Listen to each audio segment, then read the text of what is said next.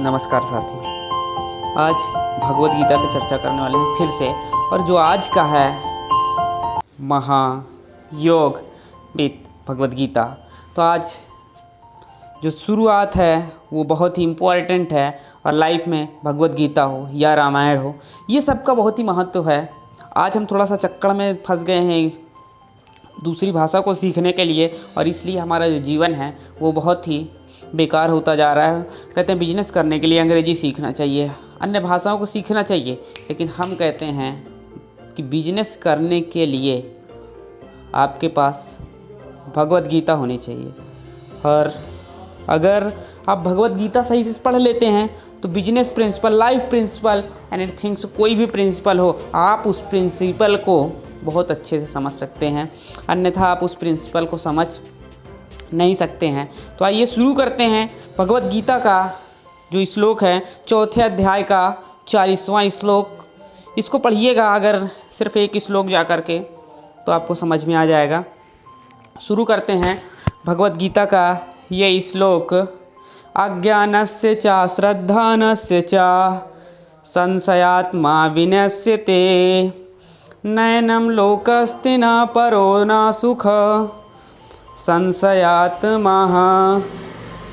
अज्ञा, ज्ञा मतलब ज्ञान और अज्ञ मतलब अज्ञान।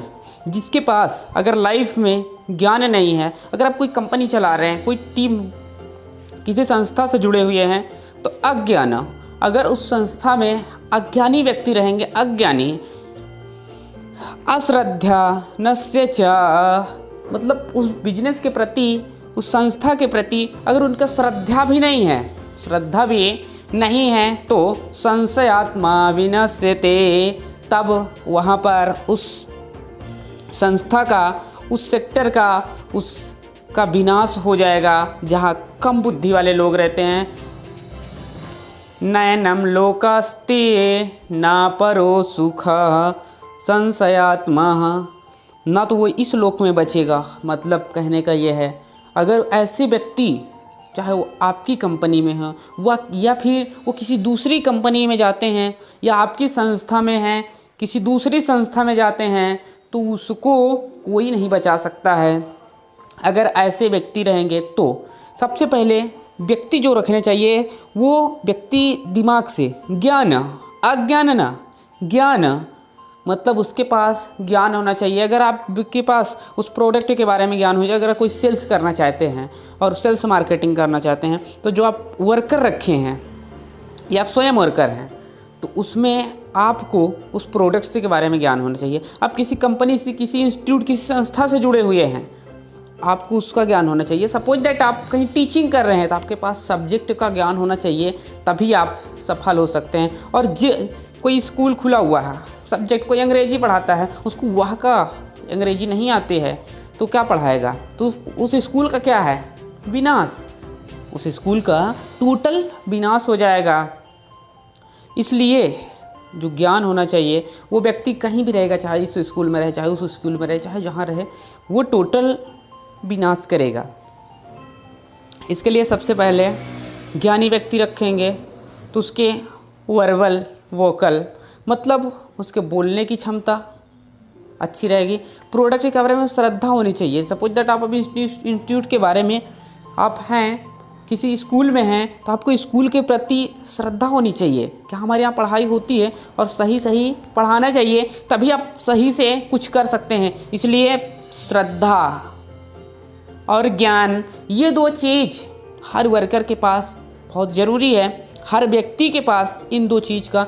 और नहीं तो जहाँ पर श्रद्धा और ज्ञान नहीं है, वहाँ पर वो सिर्फ केवल विनाश के अलावा कुछ नहीं होता है। इसलिए ज्ञान देखिए। और दूसरा एक थोड़ा सा बता रहे हैं, स्वदेशे राजा पूज्यते, स्वदेशे राजा पूज्यते विद्वान सर्वत्र पूज्यते। अर्थात अगर आप राजा बनते हैं कि नहीं, मेरी स्कूल है, मैं ही हूँ, कुछ ऐसे भी स्कूल्स वाले पड़े हुए हैं, मेरी स्कूल है, मैं हूँ एमडी, मैं हूँ, आए जाए कुछ ना, तो वो भी क्या करते हैं, सर्वत्र नहीं पूजे जाते हैं, वो अपने स्कूल में ही पूजे जाएंगे। लेकिन आप विद्वान बनिए, विद्वान बने हैं, विद्वान सर्वत्र पूज्यते। विद्वान हर जगह पूजा जाएगा, चाहे इस स्कूल में रहे, चाहे उस स्कूल में रहे, चाहे अमेरिका में रहे, चाहे पाकिस्तान में रहे, चाहे चीन में रहे, चाहे भारत में रहे, वो हर जगह पूजा जाएगा। तो इसलिए ज्ञानी बनिए। ज्ञानी, राजा बनना नहीं है, ज्ञानी बनिए। तुलसीदास, कबीरदास, सूरदास आज पूजे जा रहे हैं। बहुत सारे पहले के राजा थे, आज खत्म हो चुके हैं। इसलिए हमारा कहना है कि आप सभी लोग ज़्यादा से ज़्यादा विद्वान बनिए। आप अपने बच्चों को, अभी मैं कुछ पेरेंट्स से, अगर पेरेंट्स हैं उनसे मैं पूछ रहा हूँ, कभी आपने अपने बच्चे को गीता का बुक पकड़ाई हाथ में कि लो बेटा गीता पढ़ो, रामायण पढ़ो?